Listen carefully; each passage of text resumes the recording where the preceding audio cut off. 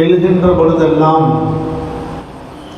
எழுகின்ற ஆற்றலை தருகின்ற வல்லவன் ஒருவனுக்கே மங்கா புகழ் அனைத்தும். அல்லாஹ்வினுடைய அன்பும் அருளும் நம்முடைய உயிரினும் மேலான கண்மணி நாயகம் ரசூலுல்லாஹி ஸல்லல்லாஹு அலைஹி வஸல்லம் அவர்கள் மீதும் அவர்களை பின்பற்றி வந்த உத்தம சத்திய சஹாபாக்கள், தாபியின்கள், தபா தாபியின்கள், குறிப்பாக அமைந்திருக்கிற நம் அனைவர்கள் மீதும் அல்லாஹ்வினுடைய அன்பும் அல்லாஹ்வினுடைய அருளும் நிரப்பமாக கொடியட்டும் என துவா செய்தவனாக, யாரை பற்றி பேசினால், யாரை பற்றி கேட்டால் நன்மையோ அப்படிப்பட்ட நம்முடைய உயிரினும் மேலான கண்மணி நாயகம் ரசூலுல்லாஹி ஸல்லல்லாஹு அலைஹி வஸல்லம் அவர்களை பற்றி பேசுகிற கேட்கிற ஒரு பெரும் வாய்ப்பை அல்லாஹு தஆலா நமக்கு தந்திருக்கிறான். அப்படிப்பட்ட ஒரு அரங்கத்தை, ஒரு மீலாது விழாவை ஏற்படுத்தி தொடர்ந்து அனைத்து நிகழ்வுகளுக்கும் தலைவர்களாக இருக்கிற மரியாதைக்குரிய எங்களுடைய ஆசிரியர் தந்தை, ஜாமியாவினுடைய ஷேகுல் ஜாமியா ஹஸரத் கிப்லா உள்ளிட்ட பேராசிரியர் பெருந்தகைகளே, வருகை தந்திருக்கிற சகோதர சகோதரிகளே, எனக்கு ஒரு பொருத்தமான தலைப்பை ஜாமியா தந்திருப்பதாக உணர்கிறேன். நான் உண்மையிலேயே மனதார சொல்கிறேன், நீடூருடைய மக்கள், குறிப்பாக தாய்மார்கள், சகோதர சகோதரிகள் மதினத்து அன்சாரிகளைப் போல தொடர்ந்து நீங்கள் இஸ்மாயிகள் என்கின்ற முஹாஜிர்களுக்கு அன்சாரிகளாகவே தொடர்ந்து உங்களுடைய சேவைகள் இருந்து கொண்டே இருக்கிறது.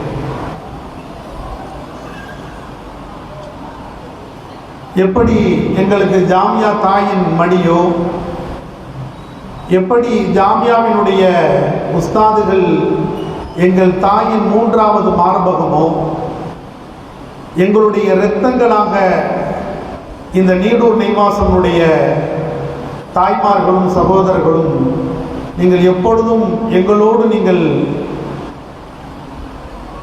நிகழ்வுகளாகவும் கனவாகவும் நிகழ்வாகவும் நீங்கள் வந்து கொண்டே இருப்பீர்கள்.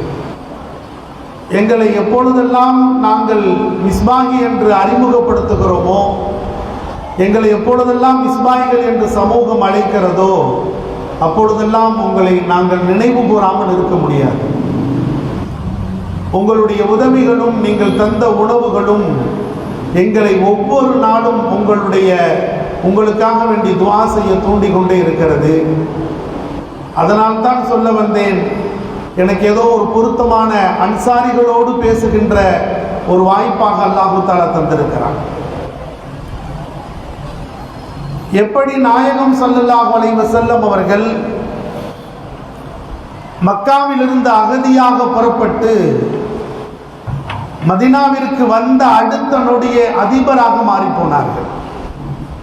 அதுதான் ஹிஜ்ரத் தந்த ஒரு மிகப்பெரிய சமூகத்தினுடைய மாற்றம். ஹிஜ்ரத்தினுடைய மாற்றம் என்பது ஒவ்வொரு நாளும் பேசக்கூடிய மாற்றமாகவே மாறிப்போனது.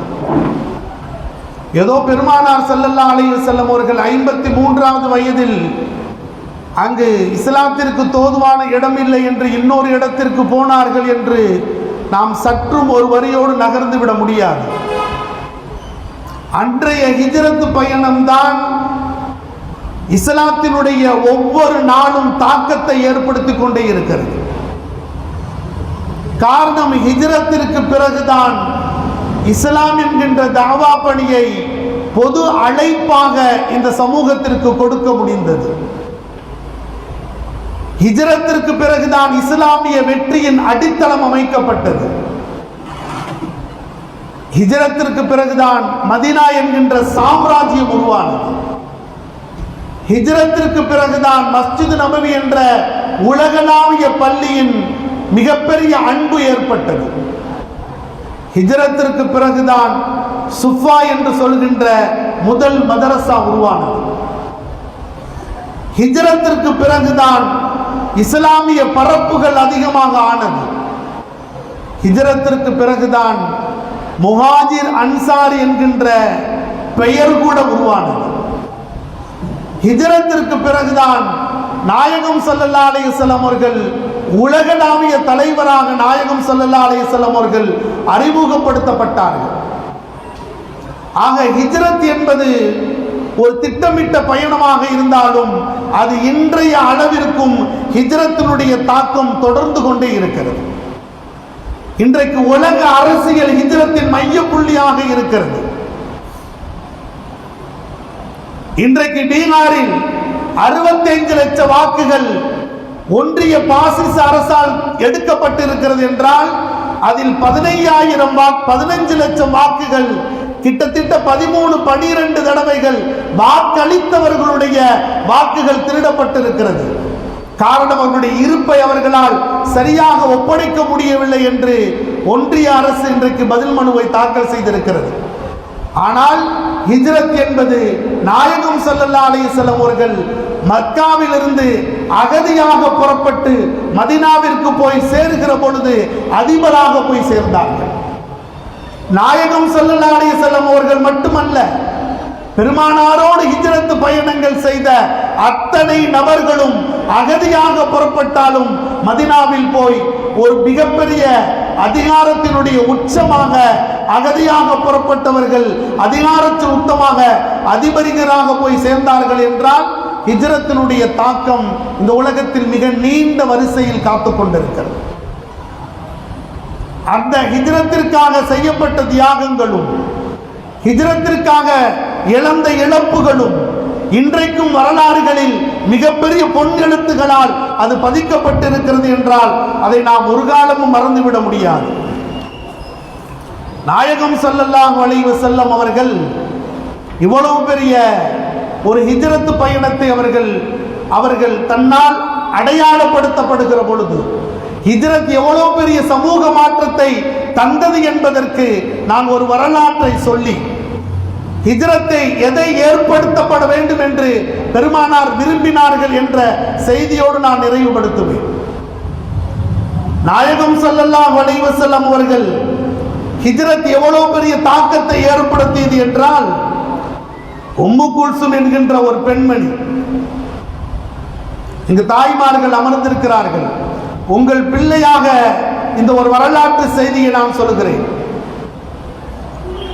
இஸ்லாம் நம்மிடத்தில் நம்முடைய தாயினுடைய மடியில் நம்முடைய வீட்டு வாசலுக்கு நாம் கூப்பிடுகின்ற இடத்திற்கு இஸ்லாம் நாம் பார்க்குகின்ற பார்வைக்கு இஸ்லாம் நாம் பேசுகின்ற இடத்திற்கு பக்கத்தில் இஸ்லாம் நம்மிடத்தில் இன்றைக்கு வந்து சேர்ந்திருக்கிறது என்றால் அதற்கு பின்னால் செய்த தியாகங்களை நாம் நினைவுபடுத்துவதற்கும் நினைவு கூறுவதற்கும் கடமைப்பட்டிருக்கிறோம்.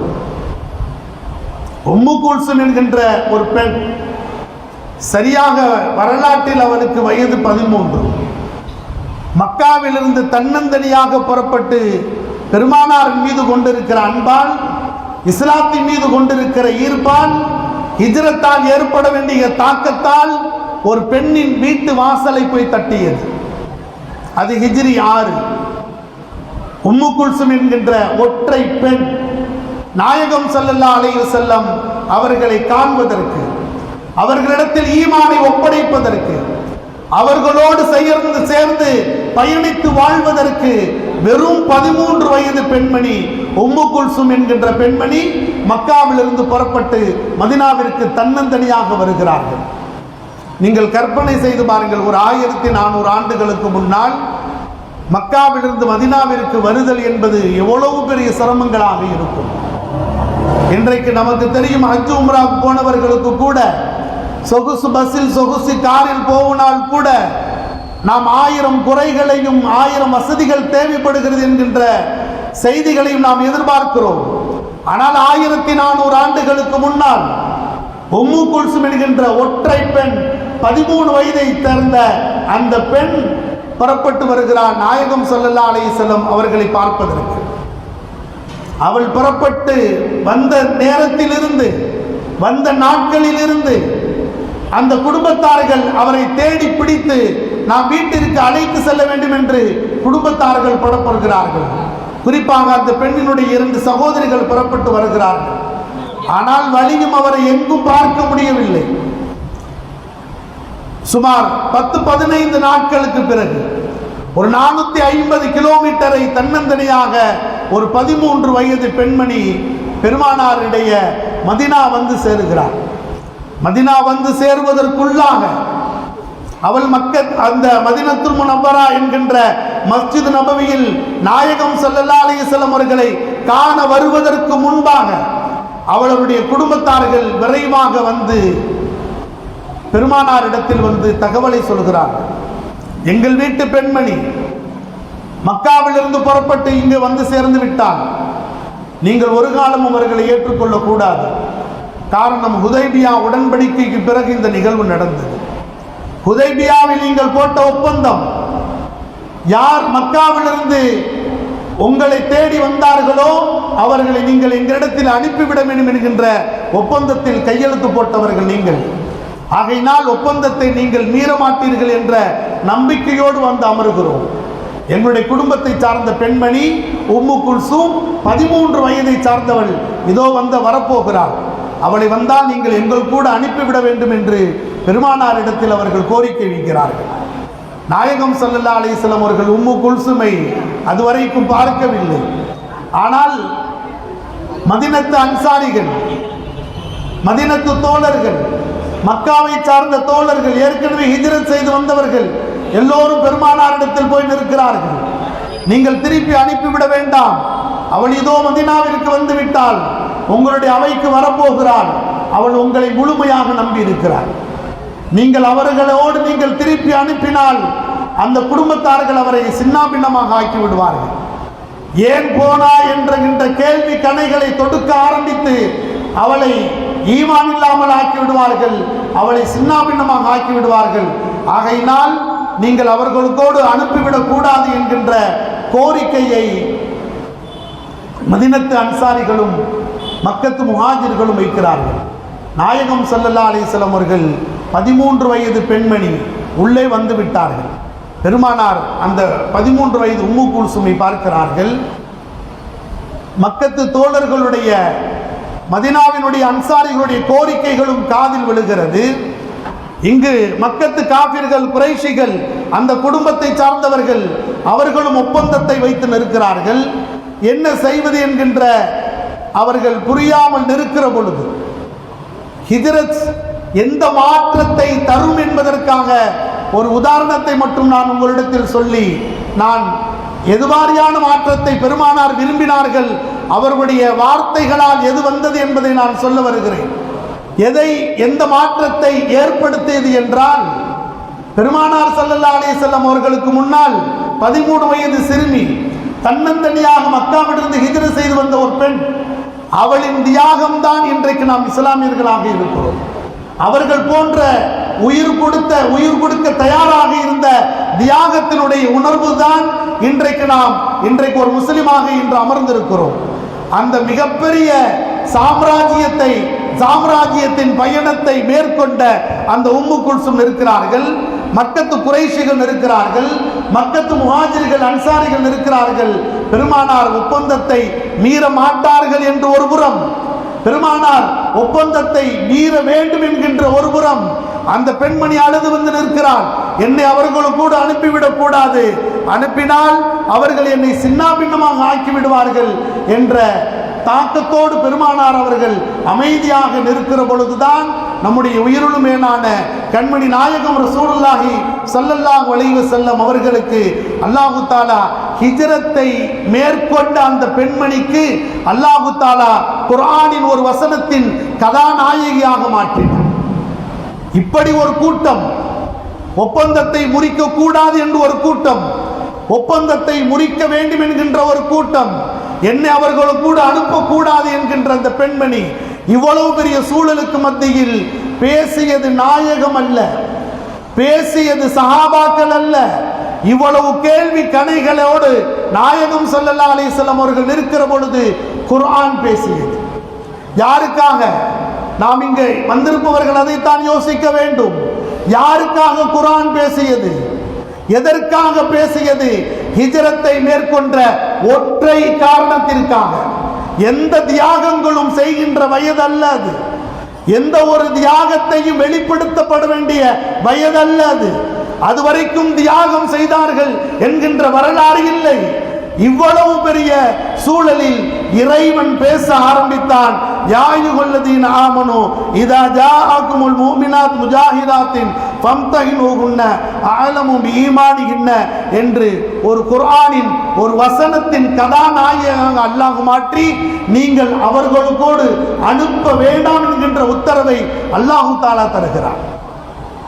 இங்கு நாம் ஒன்றை யோசிக்க கடமைப்பட்டிருக்கிறோம்.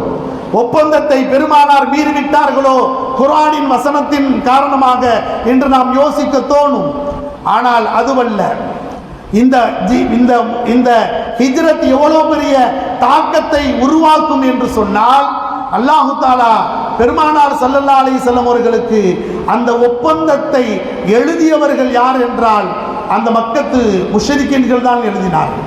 மக்கத்து காபிர்கள் தான் இந்த ஹுதைபியா ஒப்பந்தத்தை எழுதினார்கள்.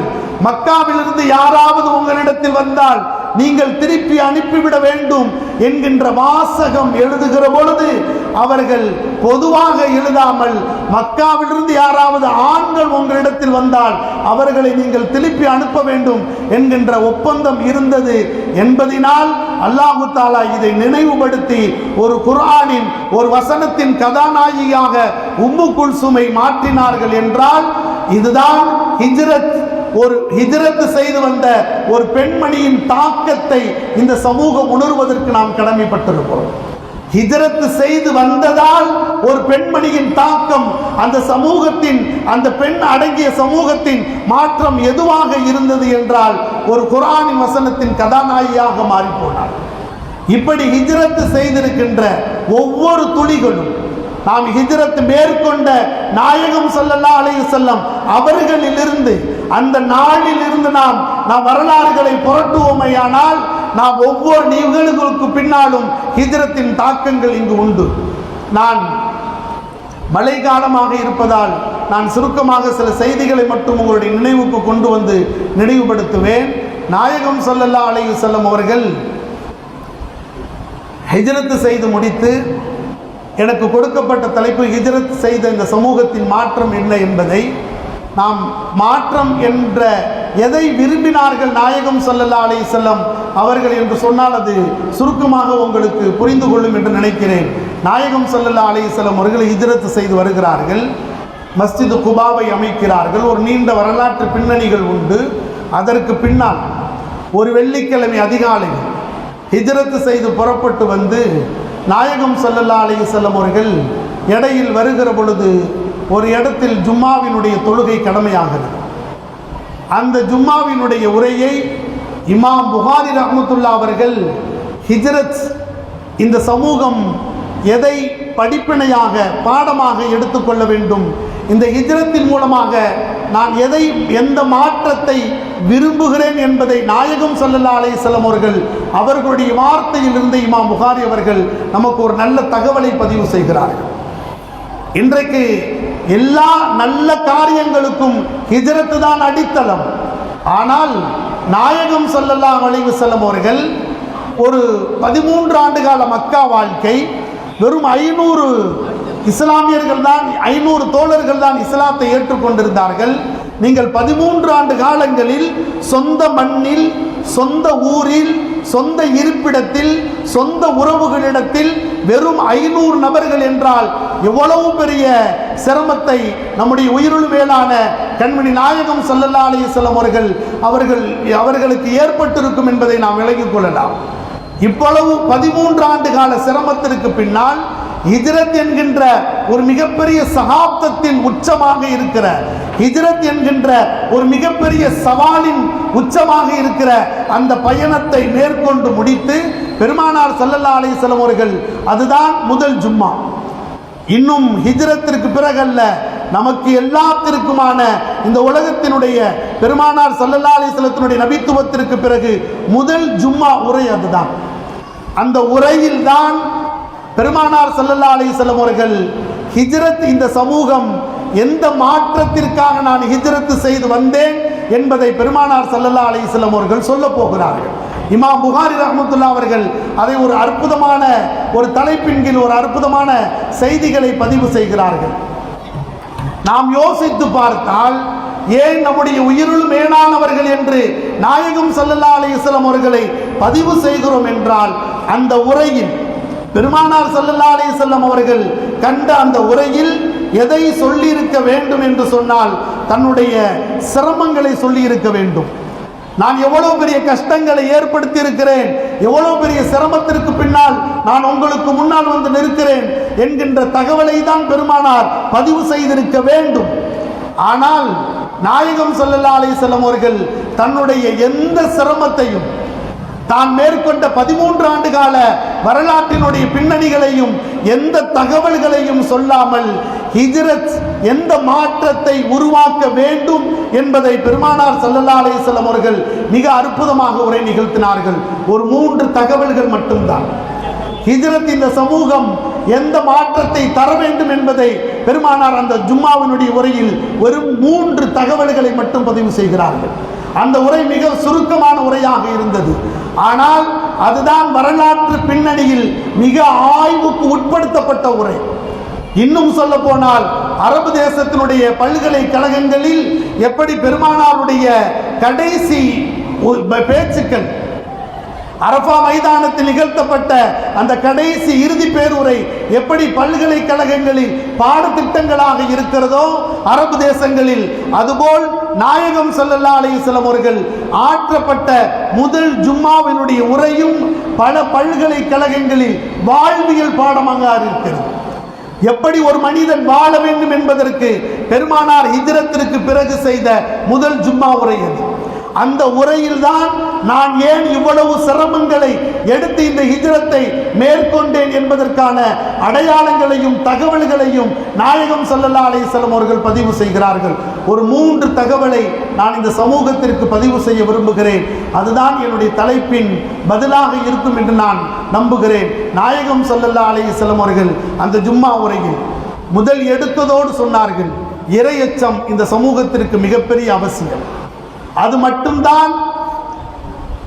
மட்டும்தான் ஒரு மனிதனுடைய ஈருலகத்திற்கான வெற்றிகளை தரும் என்ற தகவலை நாயகம் ஸல்லல்லாஹு அலைஹி வஸல்லம் அவர்கள் பதிவு செய்தார்கள். காரணம், ஹிஜ்ரத்திற்கு பிறகுதான் நாம் கண்ணை மூடி சொல்ல முடியும். குர்ஆன் அது வரைக்கும் யா அய்யுஹன்னாஸ் என்று 13 ஆண்டு காலங்களாக சொன்னது. 13 ஆண்டு காலமாக குர்ஆன் நம்மை பார்த்து, முஸ்லிம்களை பார்த்து, மக்களை பார்த்து, சஹாபாக்களை பார்த்து ஓ மக்களே என்று சொன்ன குர்ஆன் ஒற்றை ஹிஜ்ரத்தினுடைய பயணத்திற்கு பின்னால் குர்ஆனுடைய வசனங்கள் எல்லாம் மாறியது. யா அய்யுஹல்லதீன ஆமனு என்று மாறியது. ஈமான் கொண்டவர்களே என்கின்ற அந்த மாற்றத்தின் பின்னணியில் 13 ஆண்டு கால சிரமத்திற்கு பின்னால் மேற்கொண்ட ஹிஜ்ரத்தினுடைய தாக்கம் ஏற்படுத்தியது. இந்த ஒற்றை தகவல் நமக்கு போதும். ஈமான் கொண்டவர்களே என்கின்ற வார்த்தை அல்லாஹு தஆலா ஹிஜ்ரத்திற்கு பின்னால் பயன்படுத்துகிறான் என்றால் அந்த மாற்றம் என்பது ஒற்றை மாற்றத்தை குர்ஆன் பல இடங்களில் பதிவு செய்ய ஆரம்பித்தது. அதைத்தான் நாயகம் ஸல்லல்லாஹு அலைஹி வஸல்லம் அவர்கள் தன்னுடைய ஹிஜ்ரத்திற்கு பின்னால் முதல் ஜும்மா உரையில் மக்களை பார்த்து, என்னுடைய பயணத்தின் மாற்றம் எதுவாக இருக்க வேண்டும் என்றால் முதல் செய்தி, நீங்கள் எல்லாம் ஈமான்தாரிகளாக இருக்க வேண்டும். இமாம் புகாரி அவர்கள் தன்னுடைய கிதாபுகளில் இந்த செய்திகளை பதிவு செய்துவிட்டு ஒரு முஸ்லிம் எப்படி இருக்க வேண்டும் என்கின்ற தகவலையும் பதிவு செய்கிறார்கள். நீங்கள் இறையச்சம் உள்ளவர்களாக எப்படி இருக்க முடியும், குர்ஆன் எதை சொல்கிறது என்கின்ற தகவலையும் நாயகம் ஸல்லல்லாஹு அலைஹி வஸல்லம் அவர்களுடைய வார்த்தைகளிலிருந்து அவர்கள் சொல்கின்ற தகவல்கள் நமக்கு மிகவும் பயனுள்ளதாக அமைந்திருக்கிறது. பெருமானார் சொன்ன முதல் செய்தி, நீங்கள் இறையச்சம் உள்ளவர்களாக இருக்க வேண்டும். இறையச்சம் என்பதற்கான அடையாளம் என்ன? குர்ஆன் அதையும் நமக்கு சொல்லி காட்டுகிறது.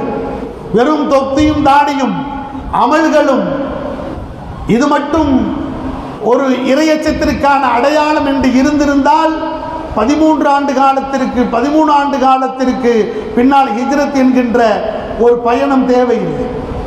வெறும் தொழுகை, வெறும் நோன்பு, வெறும் தொப்பி, வெறும் தாடி, வெறும் முஸ்லிம்களுடைய அடையாளம், வெறும் முஸ்லிம்களுடைய பெயர் என்று சொன்னால் ஹிஜ்ரத் என்கின்ற பயணம் நமக்கு தேவையில்லாமல் போயிருக்கும். ஹிஜ்ரத் என்பதற்கான அடையாளமே ஒரு வாழ்வியலை, எல்லோருக்குமான வாழ்வியல் மார்க்கம் என்பதற்கு சொல்லப்படுகின்ற தகவல் தான் ஹிஜ்ரத். அந்த பயணத்தினுடைய முதல் தாக்கம் எதுவாக இருக்கிறது என்பதை விட எதுவாக இருக்க வேண்டும் என்று நாயகம் ஸல்லல்லாஹு அலைஹி வஸல்லம் அவர்கள் சொன்னார்கள் என்றால், முதலில் நீங்கள் இறையச்சம் உள்ளவர்களாக இருக்க வேண்டும். சரி, இறையச்சம் உள்ளவர்களுக்கான அடையாளம் என்ன? சூரத்துல் அன்ஃபாலில் ஆரம்ப வசனங்களில் சொல்லி காட்டுகிறது. உங்களிடத்தில் இதா துக்கிரல்லாஹ் வஜிலத்து குலூபுகும், இதுதான் முதல் அடையாளம். ஒரு இறையச்சம் உடையவன் என்பதற்கான 5 அடையாளங்களை குர்ஆன் பதிவு செய்கிறது. அது நம்மிடத்தில் இருக்கிறதா என்பதை இந்த பெருமானாருடைய விழாவில் யாரை பற்றி பேசினால் நன்மையோ, யாரை பற்றி கேட்டால் நன்மையோ, அப்படிப்பட்ட முபாரக்கான ஒரு அரங்கத்தில் அமர்ந்திருக்கிறோம். இது சாதாரணமான அரங்கம் அல்ல, இது சாதாரணமான மஜ்லிஸ் அல்ல. இது பெருமானார் ஸல்லல்லாஹு அலைஹி வஸல்லம் அவர்களுடைய துஆவையும் அன்பையும் பெற்ற ஒரு அற்புதமான மஜ்லிஸ் இது. இந்த மஜ்லிஸில் குர்ஆன் சொல்லுகின்ற மூமினுக்கான இறையச்சத்திற்கான அடையாளம் நம்மிடத்தில் இருக்கிறதா, இருக்க வேண்டும் என்ற உணர்வோடு நாம் புறப்பட்டு செல்வோம். குர்ஆன் சொல்லுகிறது, உனக்கு இறையச்சம் இருக்கிறது என்பதற்கான அடையாளங்கள் குர்ஆன் சொல்லுகின்றது 5 அடையாளங்கள். இதா துக்கிரல்லாஹ் வஜிலத்து குலூபுகும், உங்களிடத்தில் அல்லாஹ் என்கின்ற வார்த்தை சொல்லப்பட்டால் அவருடைய கல்புகள் கொஞ்சமாவது நடுங்க வேண்டும். இது அல்லாஹ்வின் வார்த்தையா, இது அல்லாஹ்வின் செயலா, இது அல்லாஹ்வினுடைய உத்தரவா என்கின்ற உணர்வும் உடலினுடைய பலமும் கல்வினுடைய அசைவும் இருக்க வேண்டும் என்பதை குர்ஆன் சொல்லி காட்டுகிறது. இமாம் புகாரி ரஹ்மத்துல்லாஹி அவர்கள் இதிலிருந்து ஒரு 3 வசனங்களை தந்து, இதுதான் பெருமானார் ஸல்லல்லாஹு அலைஹி வஸல்லம் அவர்கள் ஹிஜ்ரத்திற்கு பிறகு ஆற்றப்பட்ட உரையின் தாக்கத்தின் அடையாளம் என்பதை நமக்கு சொல்லி காட்டுகிறார்கள். நீங்கள் இறையச்சம் உள்ளவர்களாக இருக்க வேண்டும். இறையச்சம் உள்ளவர்கள் என்பதற்கான முதல் அடையாளம், நீங்கள் அல்லாஹ்வினுடைய பெயர் சொல்லப்பட்டால் உங்களுடைய உள்ளங்கள் நடுங்க வேண்டும். இதா துலியத் அலைஹிமுல் ஆயாத்து ஸாதத்துஹும் ஈமான், உங்களுடைய இறைவனுடைய வசனங்கள் உங்களிடத்தில் ஓதி காட்டப்பட்டால் அதற்கு முன்பு இருந்த ஈமானை விட உங்களுடைய ஈமான் அதிகரித்திருக்க வேண்டும். அல்லாஹ்வினுடைய தவக்குல் நம்பிக்கை அதிகரித்திருக்க வேண்டும். உங்களிடத்தில் தொழுகை இருக்க வேண்டும். உங்களிடத்தில் ஏழைகளுக்கு உதவுகின்ற உணர்வுகள் இருக்க வேண்டும் என்கின்ற 5 அடையாளங்களை குர்ஆன் நமக்கு சொல்லி காட்டுகிறது. இமாம் புகாரி ரஹ்மத்துல்லாஹி அவர்கள் இதோடு நிறுத்தவில்லை. இந்த 5 அடையாளம் ஹிஜ்ரத்தினுடைய தாக்கத்தால் இருக்க வேண்டிய முதல் அடையாளம் இறை நம்பிக்கை, இறையச்சம். இறையச்சம் என்பதற்கான 5 அடையாளங்கள். ஒருவேளை இந்த 5 அடையாளங்கள் நம்மிடத்தில் இருக்குமையானால் நம்மை பார்த்து அல்லாஹ் சொல்லுகிறான், இதுதான் ஹிஜ்ரத். நம்மிடத்தில் இருந்து அது இருக்குமையானால் நம்மை பார்த்து அல்லாஹ் சொல்லுகிறான், நீங்கள் தான் உண்மையான முஃமின். உலாயிக ஹுமுல் முஃமினூன ஹக்கன் என்று அல்லாஹ் சொல்லுகிறான், நீங்கள் தான் உண்மையான முஃமின். அது மட்டுமல்ல, என்னிடத்தில் உங்களுடைய தரஜாக்கள் மிக உயர்ந்த அந்தஸ்தில் இருக்கிறது. அது மட்டுமல்ல, நீங்கள் மன்னிப்புக்குரியவர்களாக ஆகிவிடுவீர்கள். அது மட்டுமல்ல, உங்களுக்கு ஈரு உலகத்திலேயும் சங்கையான ரிஸ்க்குகள் வழங்கப்படும் என்ற தகவலை குர்ஆன் நமக்கு சொல்லி காட்டுகிறது என்று இமாம் புகாரி ரஹ்மத்துல்லாஹி அவர்கள் மிக அற்புதமாக நமக்கு வழிகாட்டுகிறார்கள். பெருமானாருடைய அந்த ஜும்மாவினுடைய 2வது தகவல், முதல் தகவல் நீங்கள் இறையச்சம் உள்ளவர்களாக இருக்க வேண்டும். 2வது தகவல், நீங்கள் இறைவன் மீது அன்புள்ளவர்களாக, அல்லாஹ்வை நேசிக்கக்கூடியவர்களாக. நீங்கள் அல்லாஹ் எதை விரும்புகிறானோ அதை நீங்கள் விரும்புங்கள். அல்லாஹ் எதை பிரியப்படாமல் இருக்கிறானோ நீங்கள் அதையே பிரியப்படாமல் இருங்கள் என்கின்ற தகவலை நாயகம் ஸல்லல்லாஹு அலைஹி வஸல்லம் அவர்கள் ஹிஜ்ரத்திற்கு பின்னால் ஆற்றப்பட்ட முதல் உரையாக பெருமானாருடைய உரை அமைந்திருந்தது. நான் ஒரு வரலாற்று செய்தியை, இறைவனுடைய விருப்பம் ஏற்பட்டால் அவர் எதுவாக மாறுவார் என்பதற்கான ஒரு வரலாற்று செய்தியை நான் சுருக்கமாக சொல்லுகிறேன்.